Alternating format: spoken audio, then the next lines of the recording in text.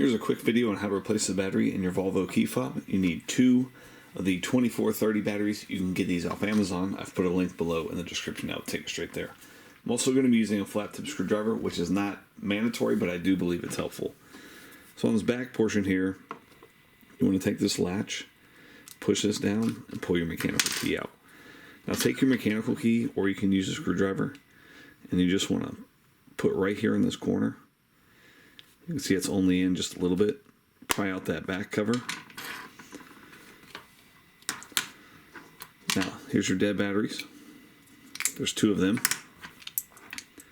And the first one, I'm going to put under this piece of paper.